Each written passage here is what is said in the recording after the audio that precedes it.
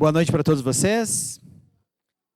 Bom, como eu falei na ceia, eu entreguei a última mensagem a respeito dos alicerces do bom cristão. Então agora eu vou iniciar uma outra série. E eu estava pensando aqui, eu disse, poxa, seria legal a gente pegar uma série sobre parábolas, né? Porque parábolas, elas são importantes, elas são relativamente fáceis de entender, algumas são meio enigmáticas, mas na maior parte delas a gente consegue entender. E elas contêm uma história dentro de um ensinamento que trazem a alma daquilo que Jesus realmente quis expressar e ensinar. Então nós vamos fazer, por algum tempo, alguns estudos a respeito de algumas parábolas. Nós vamos olhar talvez algumas das mais famosas, algumas não tão famosas assim, e esse é o nosso objetivo aqui, tá bom? Então hoje nós vamos começar com essa parábola que está aí, então você já pode ir para a sua Bíblia, lá em Lucas capítulo 11, e nós vamos ver aquilo que eu chamo, no contexto de tudo que está sendo dito ali, o caráter de Deus na resposta da oração. Porque oração é um tema, às vezes, bastante polêmico, né? Nós cristãos, nós temos, às vezes, opiniões diferentes a respeito de oração. Ao mesmo tempo, todo mundo, obviamente, entende que oração é algo que deve ser feito. É algo que deve participar do meu dia a dia, é algo que eu devo fazer mais de uma vez durante o dia, inclusive, né? Então, oração é algo que tem que fazer parte da nossa vida. Algumas pessoas dizem, não, a gente tem que orar em grupo, então a gente tem que fazer uma noite de oração da igreja. Aí outros dizem assim, não, baseado no ensinamento de Jesus no Sermão do Monte, a oração ela é única e exclusivamente pessoal. Você vai em secreto e ora ao teu pai em secreto. E esse pai que te vê em secreto te responderá. Ao mesmo tempo, nós temos no livro de Atos, quando Pedro foi preso, a igreja orando pela libertação de Pedro. Então, oração, ela não tem exatamente uma regra, um código ou um meio, ela simplesmente é algo que deve acontecer no meu dia a dia, deve acontecer no dia a dia da minha comunidade, do meu grupo célula, quando nós nos reunimos, nós oramos. Quando eu estou com pessoas aqui, a gente está fazendo algum tipo de discipulado, algum tipo de conversa, nós também oramos. Quando eu estou sozinho de manhã cedo, eu oro. Então, a oração ela tem que fazer parte do todo. Né? E às vezes a gente transforma a oração em códigos, em regras, e estabelecemos algumas coisas, e na verdade a Bíblia diz que a oração é algo que tem que fluir naturalmente, tem que fluir de um coração que clama a Deus, que conhece sua limitação, que, como o Ademir falou aqui, nós vamos olhar essa passagem aqui, fala sobre a ousadia que nós temos que ter diante das pessoas, diante dos momentos, diante das circunstâncias, diante de Deus, enfim. Oração é algo muito, muito, muito complexo. E hoje a parábola que nós vamos olhar, ela tem a ver com oração, tanto que a primeira parte fala o ensino de Jesus a respeito de oração, e depois ele conta então uma parábola.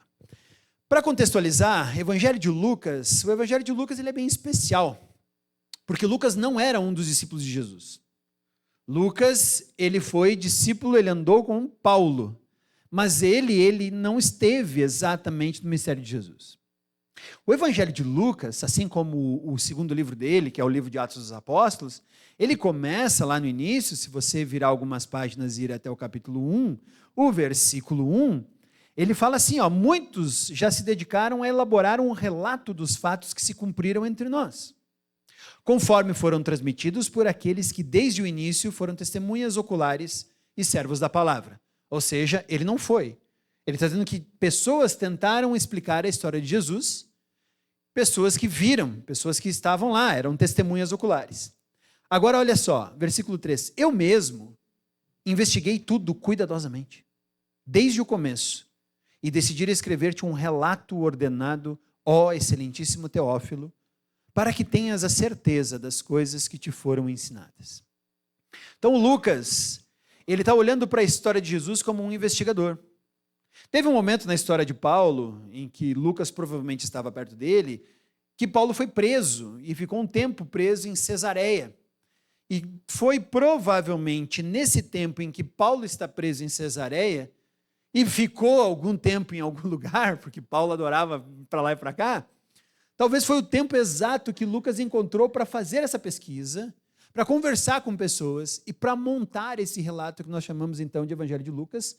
Obviamente, ele está utilizando-se de outros textos, provavelmente Evangelho de Marcos e Evangelho de Mateus, porque ele mesmo está dizendo, outras pessoas tentaram escrever. Eu então fui examinar se o que foi escrito realmente condizia com a verdade. Então, o Evangelho de Lucas ele é um evangelho feito por meio de uma investigação, uma pesquisa que Lucas fez a respeito do que, se aquilo que estava sendo falado sobre Jesus era verdade ou não. Então, Lucas escreve não como uma testemunha ocular, e essa é a beleza do Evangelho de Lucas, mas como alguém que conversou com pessoas e pôde tirar a essência daquilo que estava ali. Então, o capítulo 11 do Evangelho de Lucas, então, começa, e ele tem uma passagem paralela no Evangelho de Mateus, que é justamente Mateus capítulo 6, versículo 9 a 15, na famosa passagem do Pai Nosso, lá de Mateus. Você vai ver aqui que, como está sendo feito por pesquisa, Lucas não vai copiar a fórmula do Pai Nosso. Isso já nos ensina alguma coisa sobre oração. Oração não é uma fórmula escrita que nós temos que decorar para apresentar diante de Deus.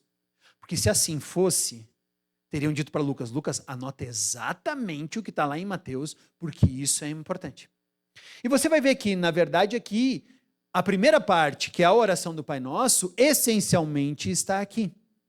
Então, o que Lucas está tentando dizer? Que não é orarmos todo o Pai Nosso que é oração, mas que, em essência, há algumas coisas ali, quem sabe podemos olhar, eu já fiz isso uma vez, estudamos toda a oração do Pai Nosso aqui, mas há princípios nessa oração que foram ensinados e transmitidos para Lucas no momento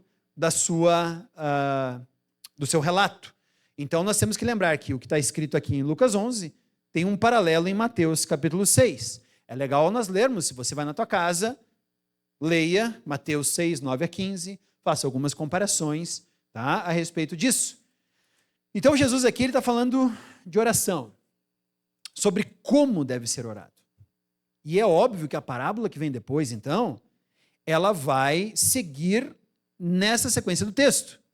Então, quando nós olhamos a parábola que Jesus vai contar logo depois, nós temos que entender que Jesus está ainda fazendo com que quem está ouvindo essa parábola esteja imaginando, esteja pensando na oração que ele acabou de formular e na forma correta que nós temos de orar diante de Deus. Então, feitas essas referências, vamos ao texto.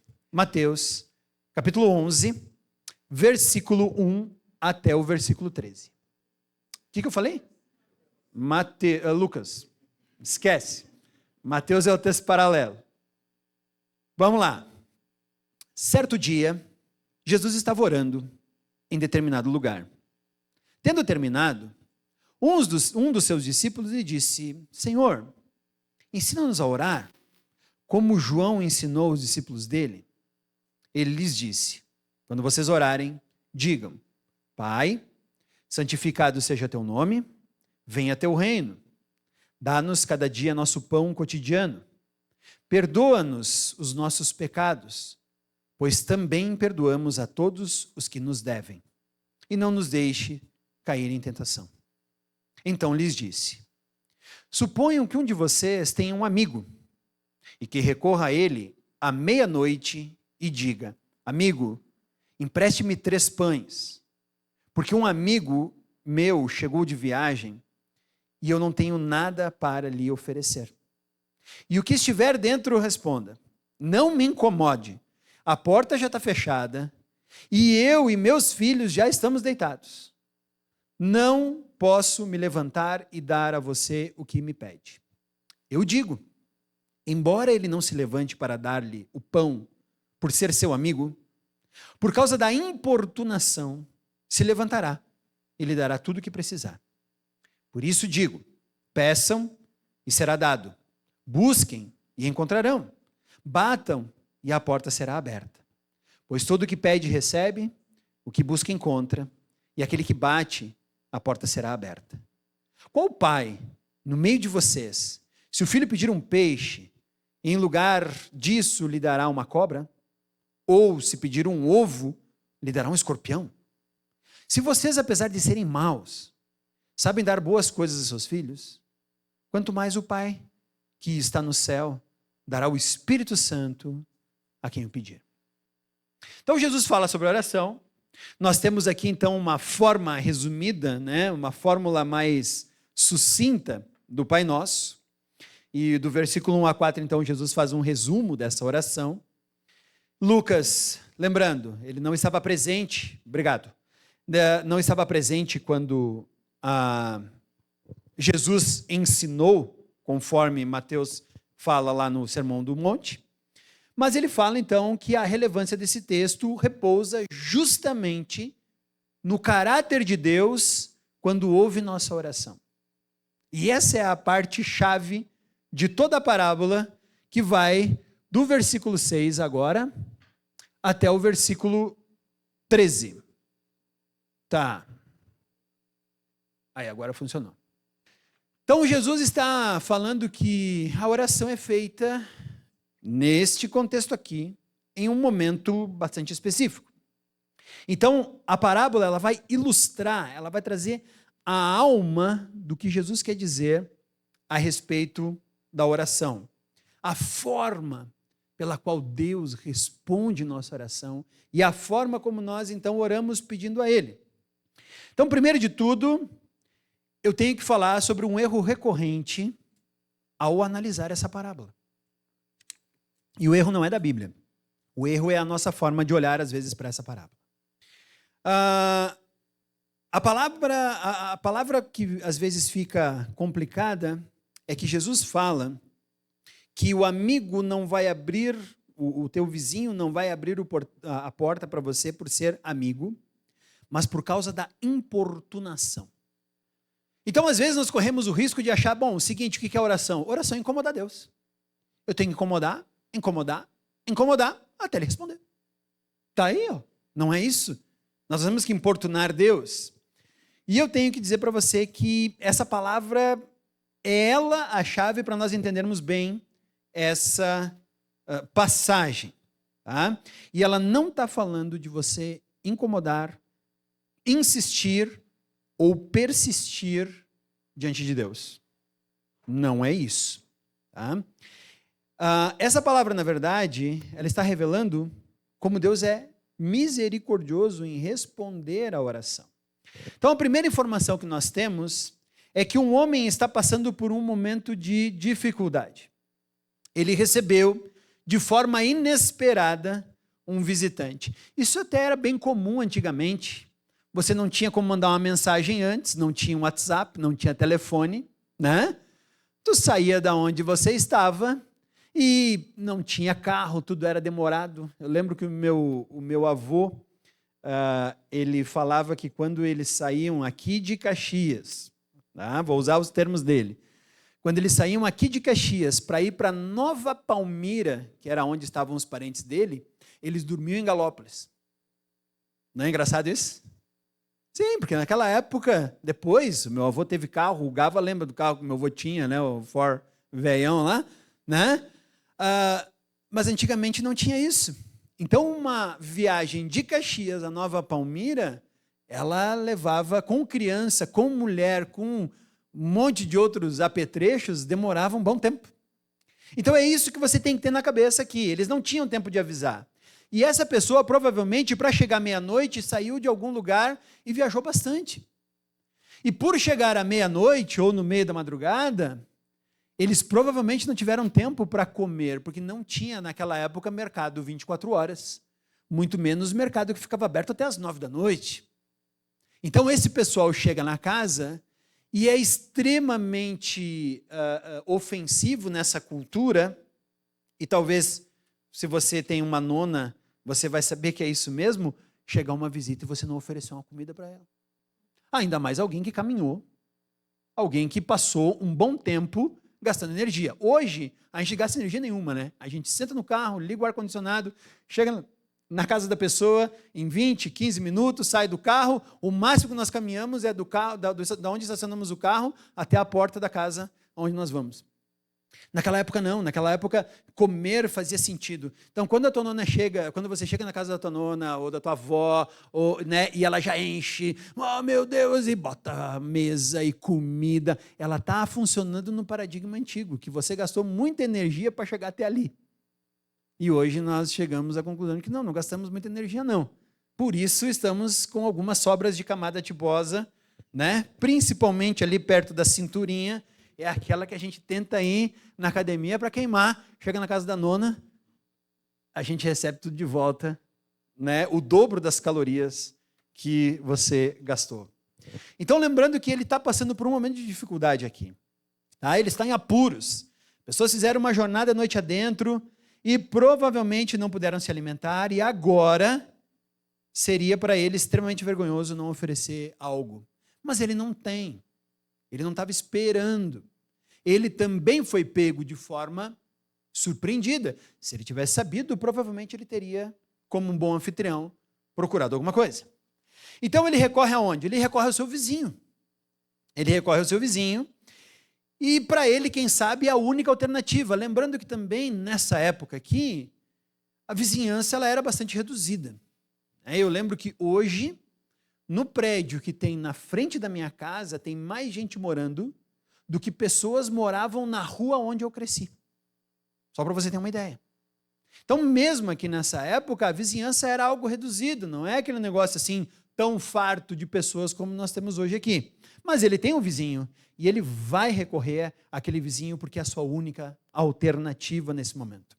Dado o horário que está avançado, quem sabe o vizinho o ajude e não deixe ele passar vergonha diante dos seus visitantes inesperados. E é justamente aqui que essa palavra do versículo 8, ela se torna importante para o entendimento da parábola. Importunação. Tá? Eu separei algumas versões diferentes aqui da Bíblia, eu fui olhar e fui procurar como é que essa palavra é traduzida em outras versões. Então, para você ter uma ideia, essa palavra que está como importunação aqui na minha Bíblia, que eu estou lendo na versão NVI, ela é traduzida na Almeida do século XXI como incômodo. Na Almeida Revista Atualizada, ela é traduzida como importunação. Na Nova Almeida, ela é traduzida por insistência. Aí tu diz, puxa, mas então é por isso, então é pela importunação, pela insistência, pelo incômodo que Deus responde a nossa oração. Então nós vamos fazer o quê? Orando, incomodar Deus. Não é isso. Não é isso. Porque se nós pensarmos assim, se nós pensarmos que a questão aqui é insistência, nós vamos ter uma noção errada de quem Deus é. Sabe por quê? Primeira coisa, Deus não brinca com oração. Deus não fica dizendo para você, tirando o sarro da tua cara quando você está orando, dizendo assim, pediu com pouca força. Não sei se eu vou atender, não. Acho que você não quer realmente isso que você está me pedindo, porque não pediu com vontade. Pede com vontade e, de repente, eu obedeço. E aí, se é isso, Deus é um mau caráter. Se eu tenho que incomodar Deus com a minha oração, então Deus é um mau caráter. Mas a Bíblia diz que Deus não é um Deus de mau caráter, então não pode ser isso que essa parábola está dizendo. Segunda coisa, Deus não é um turrão mal-humorado, como esse vizinho aqui, que ele só vai atender a tua oração porque você incomodou demais a paciência dele. Deus está lá na sua rede celestial, se balançando, dizendo assim, anjos, cantem para mim, não me incomode, e de repente, toca a campainha. Deus fala para os anjos, não parem, continuem ali. De repente, de novo. Aí Deus diz, puxa vida, velho, eu não consigo tirar 1 minuto de sossego, tenho que atender esse povo. Também não é assim. Então Deus não é um turrão mal-humorado que responde a tua oração para você não incomodar mais ele. Um Deus assim seria um Deus egoísta, preocupado apenas com a tranquilidade dele. E se nós temos no Evangelho Cristo vindo para resolver a questão do nosso pecado, então Deus não está preocupado só com a sua tranquilidade. Me diga você, faz sentido? Faz sentido isso? Deus ser um turrão ou Deus ficar brincando dizendo, não pediu como deveria, não vou responder. Não faz sentido. Então eu peguei e fui atrás dessa palavra, e eu sei que às vezes aqui eu digo para vocês que a gente tem que tomar cuidado quando a gente vai no original para procurar o que é a palavra, porque às vezes nós criamos uma impossibilidade de entender a palavra de Deus, mas quando a gente chega num momento assim, e eu sempre digo, quando você vai ler a Bíblia, lê pelo menos em 3 versões. Se você achar palavras diferentes, toma atenção nessa palavra e veja o que está dizendo. Então eu fui atrás dessa palavra, eu digo, puxa vida, essa aqui, vamos olhar o que está escrito no original. E no original, a palavra para importunação, no versículo 8, é anaideia. Aí eu digo, ok, vamos ver onde é que ela aparece em outros lugares da Bíblia. E qual é a surpresa? Ela não aparece em nenhum outro lugar do Antigo ou do Novo Testamento. Aí você diz, puxa vida, não tem nenhum texto para comparar. O que é esse negócio? Bom, a tradução mais tranquila da palavra anaideia é falta de vergonha. Então agora a coisa começa a mudar de figura. Então, se você ler o versículo 8, diz assim, eu digo, embora ele não se levante para dar-lhe pão por ser seu amigo, por causa da falta de vergonha, ele vai se levantar e dará tudo o que você precisar. Ou seja, essa pessoa, ela está desprovida de vergonha, e o Ademir usou talvez a melhor palavra para traduzir aqui. Ela foi ousada. É isso que o texto quer dizer no original. Por causa da ousadia dessa pessoa, o vizinho vai se levantar e vai dar para ele os pães que precisa. Vamos olhar o vizinho agora. Por que o vizinho ajuda o outro, então? Primeiro, não é porque ele não possui pão, ele tem pão. Ele só não quer ser incomodado. Está lá o pão.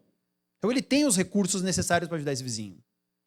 Ele também não leva em consideração os laços de amizade. Ou seja, eu até considero meu vizinho, mas essa hora da madrugada, eu não sei se eu quero ajudar o meu vizinho. Mas como o vizinho também colocou ele em uma situação constrangedora agora, por ser ousado, ele vai se levantar e dar o pão. Sabe por quê? Imagina no outro dia de manhã, esse vizinho que recebeu a visita vai até o mercado comprar pão para as suas visitas e vai dizer para o dono da vendinha lá, dizendo assim, tu acredita que ontem eu fui na casa do fulano? À meia-noite, ele nem se dignou a levantar e me dar um pão. Aí o vizinho, o dono da vendinha, já ia falar para o outro, tu sabia que o outro ali, ele não ajuda os vizinhos? Que vizinho mau, que vizinho péssimo. E aí o caráter desse vizinho que não quis levantar ia ficar em jogo no meio da sociedade. Então ele não se levantou por amor ao seu vizinho, ele se levantou porque o vizinho foi ousado e colocou ele em uma situação em que, puxa vida, eu vou ter que dar para ele isso. Aí você diz, então é por isso, quando a gente pede, Deus não vai nos dar, então nós envergonhamos Deus, colocamos Deus em um jogo, contra a parede, e Deus tem que nos dar. Não, não é isso, não é isso, porque olha o que Jesus fala a partir do versículo 9.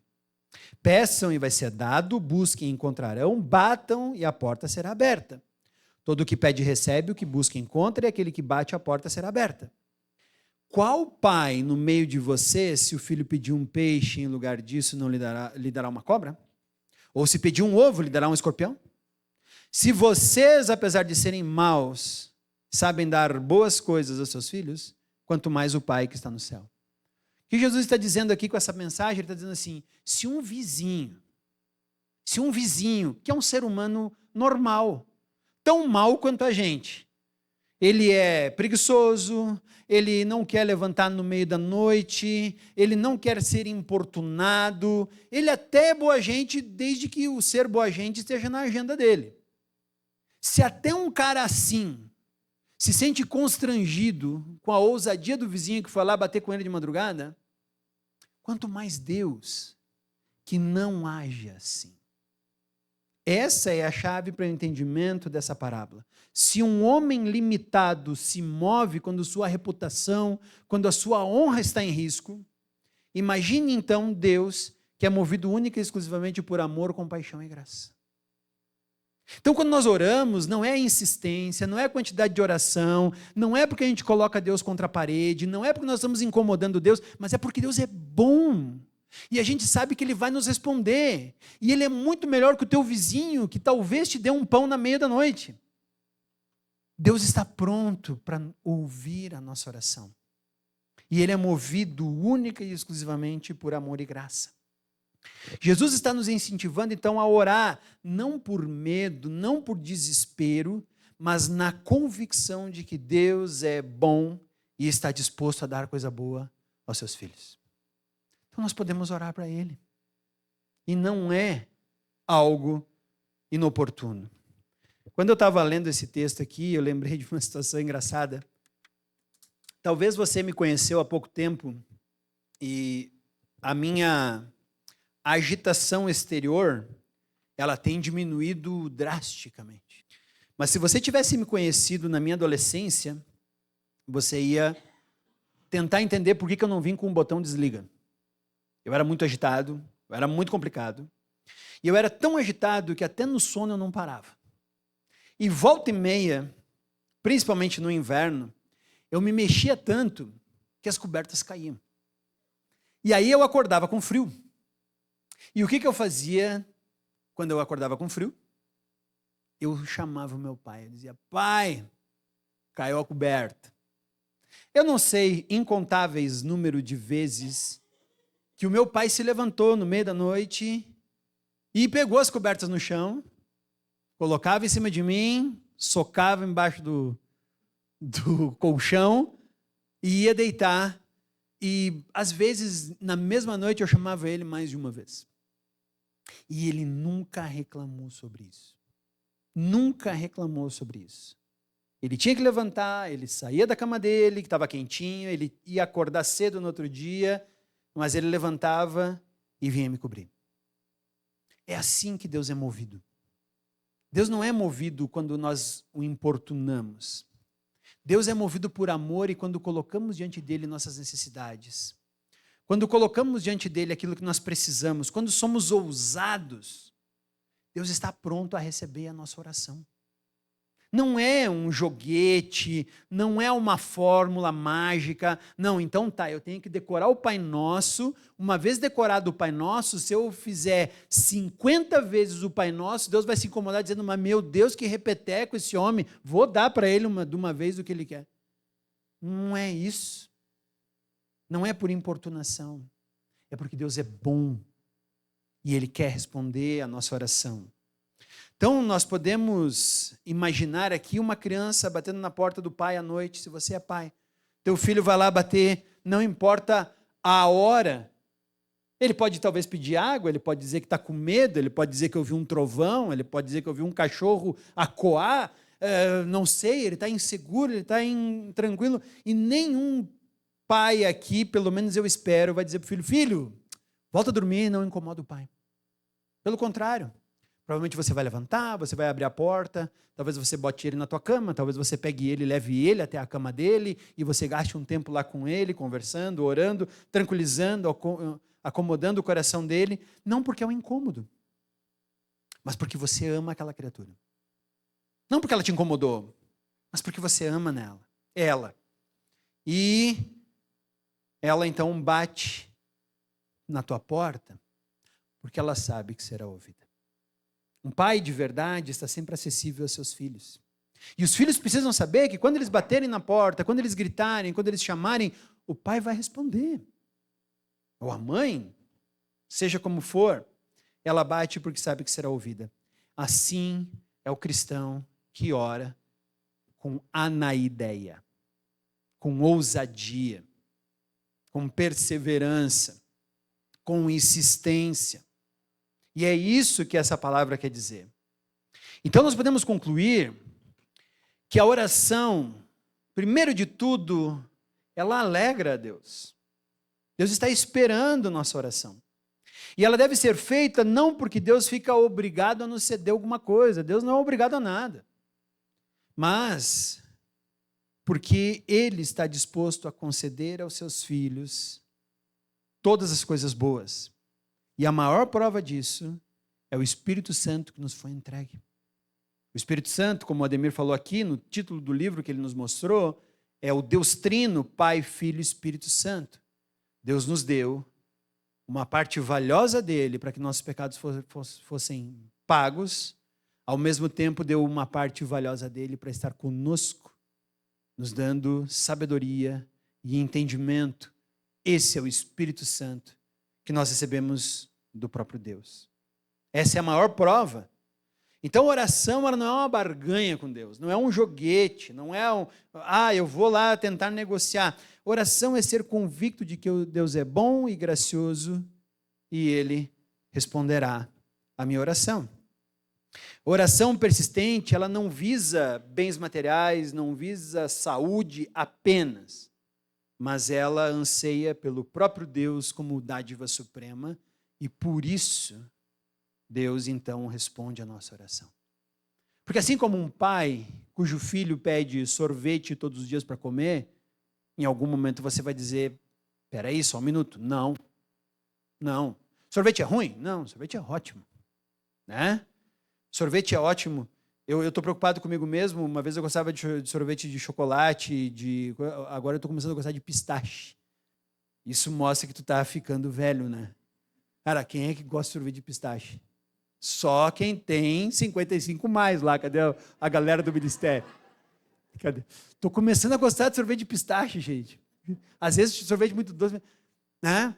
Mas não é pelo gosto do sorvete que um pai vai negar.